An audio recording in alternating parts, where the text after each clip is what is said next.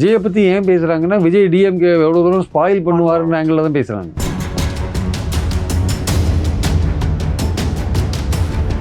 விஜய் என்ன டேமேஜ் பண்ண போகிறாரு, எந்த அளவுக்கு வந்து அதிமுக வந்து பின்னாடி தள்ள போகிறாரு அப்படின்றதான் அங்கே முக்கியமான பாயிண்டாக இருக்குது ஆக்சுவலாக வந்து. கடைசி கூட்டத்தில் விஜய் பேசினது இருக்குல்ல, இந்த 10 தோல்வி வாங்கினாரு மற்றும் பலர் அப்படி இப்படின்னு பேசினார்ல, அது வந்து அவரை வந்து ஒரே அடியில் அடிச்சிட்டார் அவர். ஏடிஎம்கேக்கு கொஞ்சம் இழப்புகள் பல தொகுதிகள் அதிகமாக இருக்கிற மாதிரி தான் தோணுது.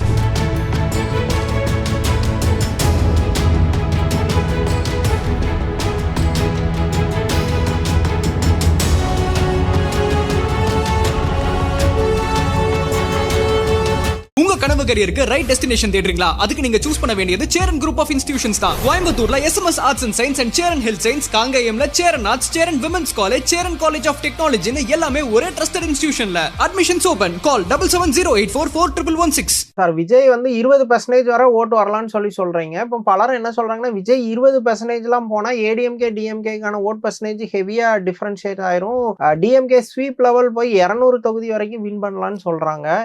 நீங்க எப்படி பாக்குறீங்க? டிஎம்கே ஸ்வீப் பண்ணுற லெவலுக்கெல்லாம் போகுமான்னு தெரியல. ஏன்னா இவருடைய ஓட்டு ஏற ஏற ஏடிஎம்கே தன்னோட ஓட்டை இழக்கும் அப்படின்றதான் முக்கியமான பாயிண்ட். ஏன்னா ஒரே பாயிண்ட் தான், இந்த எலெக்ஷன்றது திமுகவுக்கு எதிரான எலெக்ஷன். திமுகவுக்கு எதிராக நம்ம வந்து ஏடிஎம்கேவை கொண்டாடணும்னு நினச்ச காலம் ஒன்று இருந்தது. அந்த காலம் போயிட்டு ஒரு மாற்றா ஒருத்தர் வந்திருக்காருன்னு அவருக்கு போடும்போது ஏடிஎம்கேக்கு போகிற ஓட்டு குறையுதுன்னு பார்க்கும்போது, அந்த போட்ட ஓட்டுமே வந்து திமுக வெற்றி பெற அளவுக்கு இருக்கான்னா அது இல்லை. ஏன்னா திமுகவோட கூட்டணி பலம் காரணமாக, செல்வாக்கு காரணமாக, அவங்க பண்ண வேலைகள் காரணமாக, அவங்க கட்டுமானத்தில் கீழே வேலை செஞ்ச காரணமாக அவங்க ஒரு கட்டுப்பாடான ஒரு ஓட் பேங்க் கையில் வச்சுருக்கிறதுனால, அது ஏடிஎம்கே கிட்டேருந்து உருவுற ஓட் பேங்காக இருக்கிறதுனால டிஎம்கே வின் பண்ணுறதுக்கான வாய்ப்புகள் இருக்குது. பல இடத்துல வந்து தாவேகா 2வது இடத்துக்கு வரதுக்கான வாய்ப்பும், அதிமுக 3வது இடத்துக்கு போகிறதுக்கான வாய்ப்பும் இருக்குது. தாவேகாவுக்கும் திமுகவுக்குமான இடைவெளி வேணால் வந்து குறையலாம். அதாவது இப்போ போன எலெக்ஷனில் 21 எலெக்ஷனில் 1000 ஓட்டுக்குள்ளே 8 தொகுதியில் வின் பண்ணியிருக்காங்க நிறைய வேட்பாளர்கள். மொத்தமாக 20,000த்துக்குள்ளே டிஃபரன்ஸ் இருக்கிற தொகுதிகள் பார்த்தீங்கன்னா வந்து ஒரு 120 தொகுதிகள் இருக்குது 20,000த்துக்குள்ளே வின் பண்ணவங்க. அதில் ஆவரேஜாக பார்த்தீங்கன்னா டிஎம்கே 25,000, சராசரி டிஎம்கே 25,000 வாக்கு வித்தியாசத்துலையும் ஏடிஎம்கே 18,000 வாக்கு வித்தியாசத்துலையும் போன வாட்டி வின் பண்ணிட்டு, அதுக்குள்ளே போய் வந்து ஓட்டு எடுக்கிறது வந்து இவருக்கு ஈஸி தான், விஜய்க்கு ஈஸி தான், ஒன்றும் ப்ராப்ளம் இல்லை. பட் அதில் எவ்வளோ எடுக்கிறாரு, ஏடிஎம்கேயில் எவ்வளோ எடுக்கிறாருன்னா, ஏடிஎம்கே ரொம்ப குறைவான ஓட்டு வித்தியாசத்தில் வின் பண்ணியிருக்கும் போது அங்கேருந்து எடுத்தாருன்னா என்ன பண்ணுறது? அங்கேருந்து எடுத்தாருன்னா ஏடிஎம்கேக்கு தான் லூஸ் ஆகும் ஆக்சுவலாக.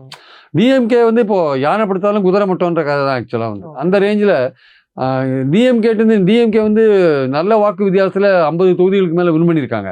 அதில் நீங்கள் எவ்வளோ எடுத்தாலும் கவலை இல்லை அப்படின்ற மாதிரி இருக்கிற இடத்துல வந்து அங்கே வந்து டேமேஜ் ரொம்ப கம்மியாக இருக்கும். விஜய் டேமேஜ் ஏற்படுத்தினா கூட அது வின்னிங் அஃபெக்ட் பண்ணாத மாதிரி போன வாட்டி 30,000 ஓட்டில் ஜெயிச்சிருப்பான், இந்த வாட்டி அது 10,000 ஓட்டாவோ 3,000 ஓட்டோ கூட குறையலாம்.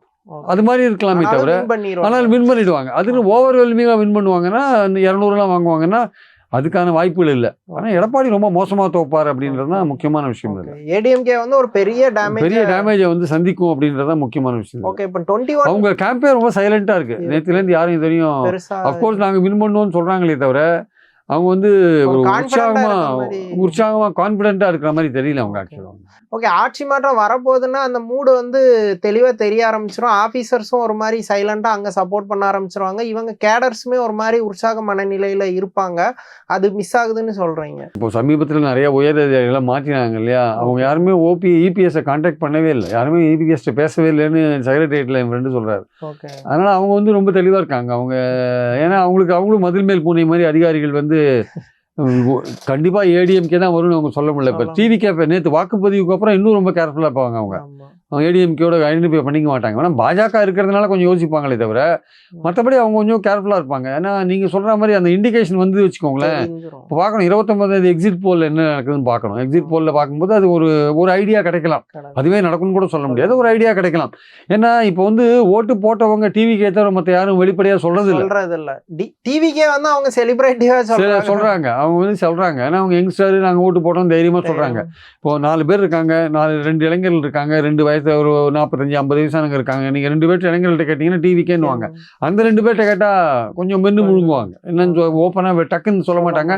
சொன்னாலும் அவங்க உண்மையை சொல்கிறாங்களா பொய்யை சொல்கிறாங்களான்னு தெரியாது நமக்கு ஆக்சுவலாக வந்து. அதனால் அது எக்ஸிட் போல்லாம் ஃபெயில் ஆகிறதுக்கு என்ன காரணம்? நம்ம உண்மையாக சொன்னால் தானே எக்ஸிட் போல் சக்ஸஸ் ஆகும்.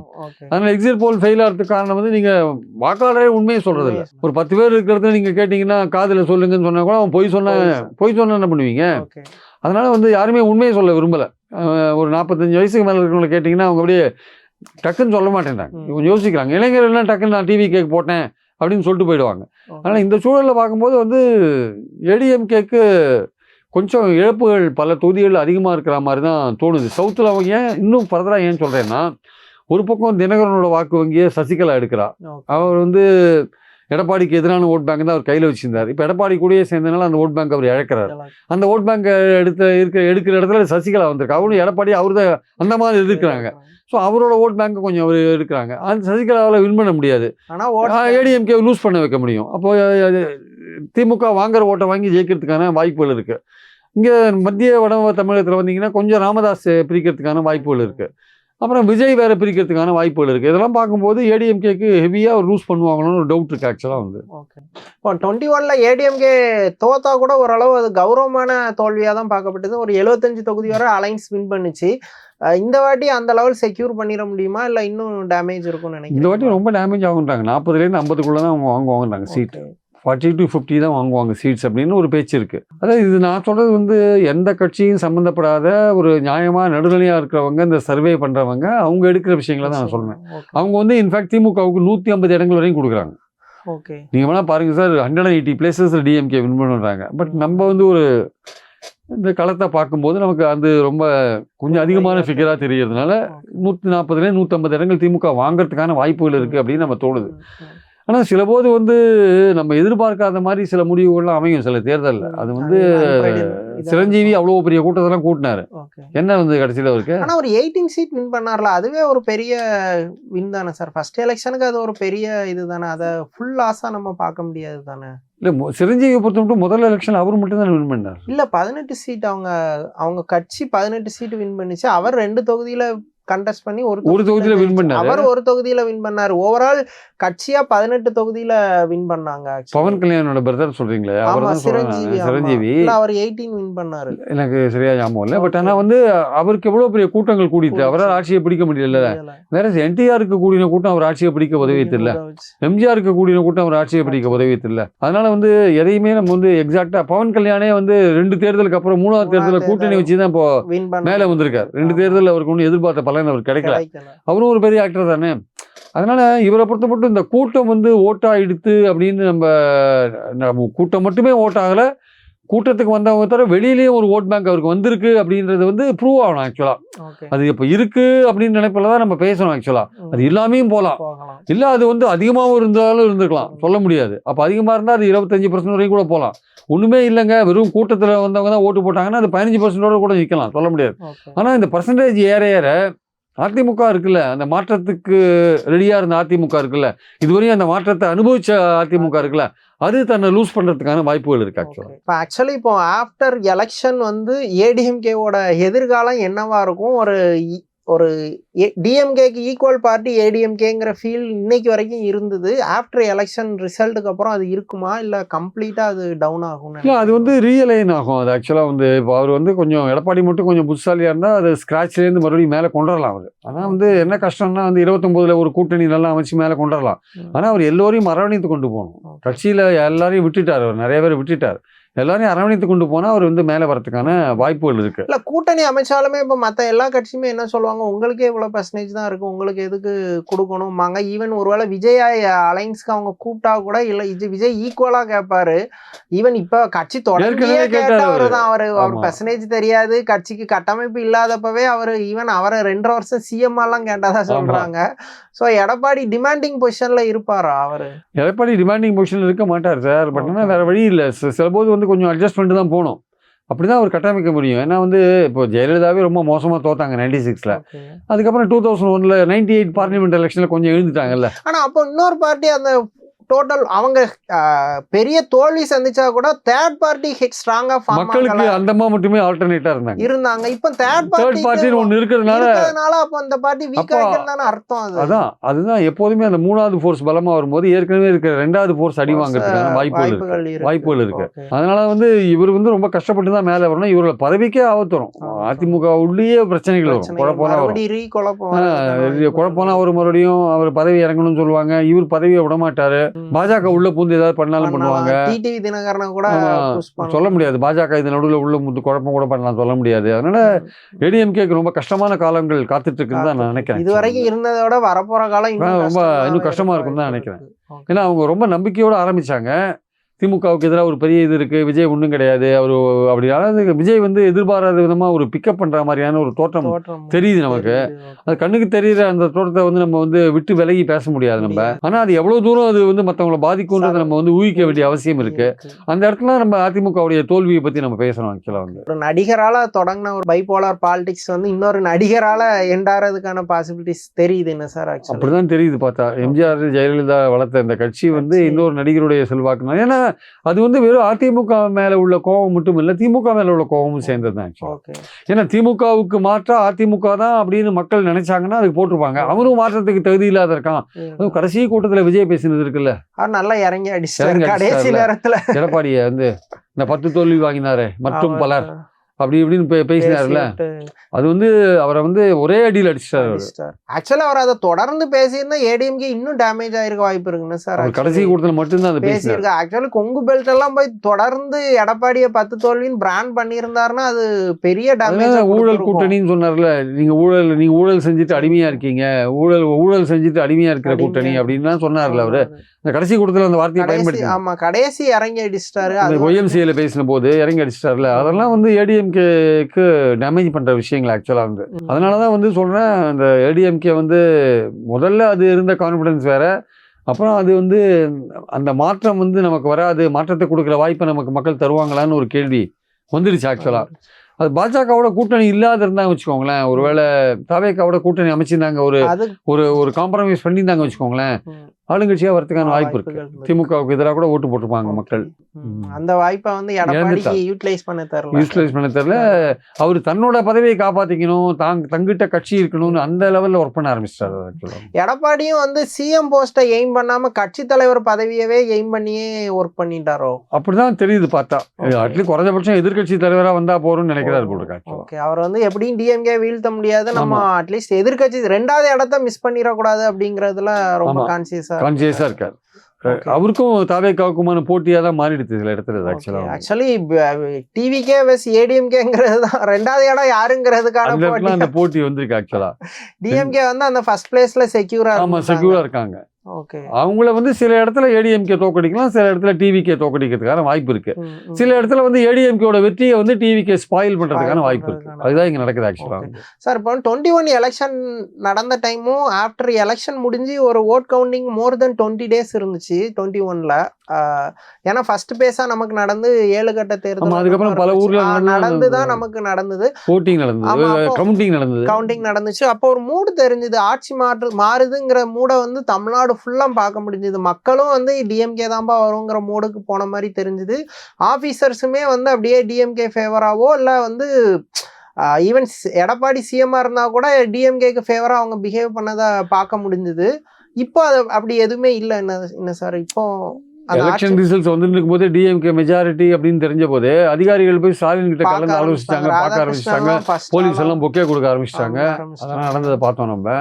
இப்போ அந்த மாதிரியான ஒரு விஷயங்கள் நடக்குமா தெரியல எனக்கு ஆக்சுவலா வந்து. ஈவன் வந்து ஏன்னா அந்த மாதிரி மூடு ஏன் இல்லைன்னா அந்த விஜய்னாலதான்.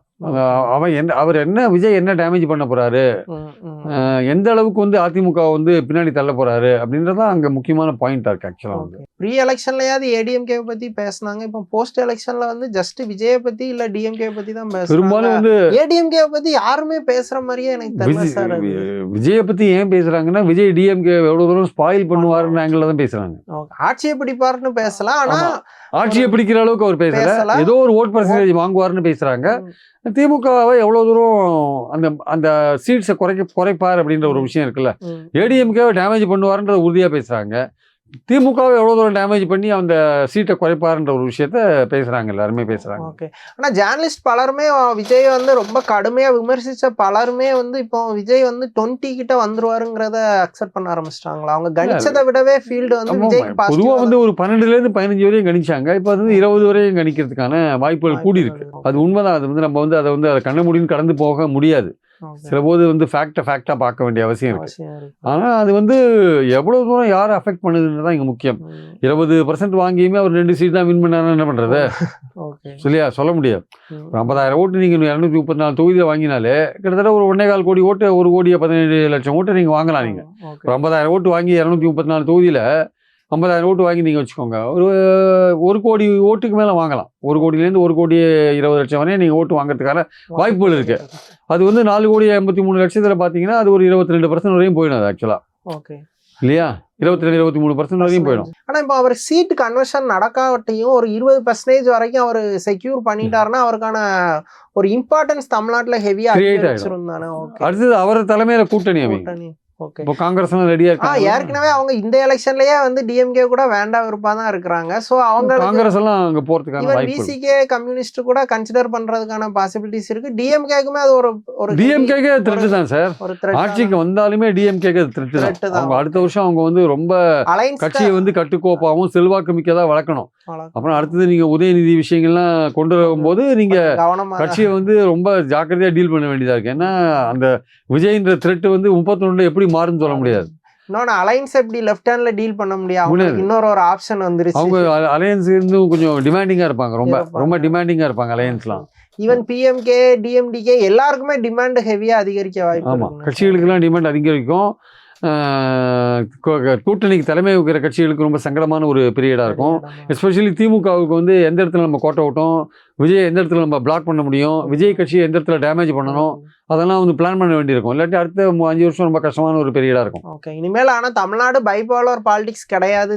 ஒரு 3 கார்னர் ஃபைட் மாதிரி தான் இனிமேல் ரொட்டேஷன். 3 கார்னர் ஃபைட்டான்றது வந்து விஜயோட இம்பார்ட்டன்ஸ் பொறுத்து இருக்கு. அது திருப்பி விஜய் டிஎம்கேன்னு பைபோலராக மாறிச்சுன்னா என்ன பண்ணுவீங்க? ஏடிஎம்கே டவுன் போய் டிவிகே. அதனால வந்து இந்த எலெக்ஷன்ஸ் வந்து பார்க்கணும். இந்த vote percentage, number of votes யார் அதிகமாக வாங்கியிருக்கா, இது 3 கார்னர் ஃபைட்டாக தான் போகுமா, இல்லை அது எதிர்காலத்தில் 2 கார்னர் ஃபைட்டாக? இப்போ விஜய் வந்து கூட்டணி வச்சாருன்னா அது 2 கார்னர் ஃபைட்டாக போகுமா? இதெல்லாம் இப்போ வெயிட் பண்ணி பார்க்கணும். ஸோ நமக்கு இப்போ கண்ணுக்கு தெரியுது என்னென்னா வந்து விஜய் வந்து ஏடிஎம்கேவை டேமேஜ் பண்ணுறதுனால அதுக்கு கொஞ்சம் பின்னாடி போகிறதுக்கான வாய்ப்புகள் இருக்குது அப்படின்னு நம்ம ஃபீல் பண்ணுறோம். அவ்வளோதான். Okay sir. ஆனால் இப்போ விஜய் ஈவன் 20% எடுத்தால் கூட அது வந்து விஜய்ங்கிற ஒரு ஃபேஸ்க்காக விழுந்தது தான். டிவிகேங்கிற கட்சிக்கோ அந்த கட்சி கட்டமைப்புக்கோ விழலை. ஸோ அவங்களால அந்த 20% அப்படியே அடுத்தடுத்து கேரி ஃபார்வர்ட் பண்ணுற அளவுக்கு அந்த கட்சி கெப்பாசிட்டியாக இருக்குமா? ஒன்ஸ் வந்து நீங்கள் 20% ரீச் பண்ணிட்டீங்கன்னா கேடர் வந்து இன்ட்ரெஸ்ட் ஆகிடுவாங்கல்ல, கேடர் ஒர்க் பண்ண ஆரம்பிச்சிருவாங்கல்ல. அப்போ நீங்கள் அப்புறம் உங்களுக்கு அடுத்த ஒரு 3 வருஷம் இருக்குது எலெக்ஷனுக்கு, 29 எலெக்ஷனுக்கு, அதுக்குள்ளே நீங்கள் கட்டமைப்பை சரி பண்ணலாம்ல. ஆனால் வந்து விஜய் வந்து அந்த விஷயங்கள்லாம் பண்ணணும். தேர்தல் நேரத்தில் மட்டும் வெளில வருவேன், 4 பேரை பார்ப்பேன், போயிடுவேன் அப்படின்னு இருக்கக்கூடாது. ஸோ தொடர்ந்து வந்தார், கிரவுண்ட் லெவலில் போய் மக்களை சந்திச்சாரு வச்சுக்கோங்க, அவர் ரொம்ப டஃப் கொடுக்கறதுக்கான வாய்ப்புகள் நிறைய இருக்கு. கட்சியை வளர்க்கறதுக்கான வாய்ப்புகளும் நிறைய இருக்கு. அப்ப நம்பிக்கையா மற்ற கட்சிகள்லேருந்து நிறைய பேர் வந்து சேருவாங்க. அதான் சார் நான் கேட்க வந்தேன். 2ஆம் கட்ட தலைவர்கள் வந்து இங்க நோக்கி வர்றதுக்கான வாய்ப்புகள் கண்டிப்பா நிறைய இருக்கு. அதிமுக 2ஆம் கட்ட தலைவர்கள் ஏற்கனவே செங்கோட்டையெல்லாம் அங்க இருக்கான், ஜேசிடி பிரபாகரன் அங்க இருக்காரு. அதனால எல்லாருமே அதிமுக நிறைய பேர் போறதுக்கான வாய்ப்புகள் இருக்கு. ஓகே. விஜய் வந்து அப்ப நாட் ஓன்லி ஓட்டா இல்ல இவங்க கட்சியாவுமே ஒரு ஸ்பிளிட்டை ஏற்படுத்துறதுக்கான பாசிபிலிட்டிஸ் கண்டிப்பா. எடப்பாடியோட தலைமைக்கு அங்க ஒரு சேலஞ்ச் வரும். அதுல இருந்து நிறைய பேர் விலைக்கு தாவேக்காக போறதுக்கான வாய்ப்புகள் வரும். கிட்டத்தட்ட எடப்பாடியோட அதிமுக ஒரு குறிப்பிட்ட ஏரியாக்கான கட்சியா கூட சுருங்கி போயிடும், சொல்ல முடியாது.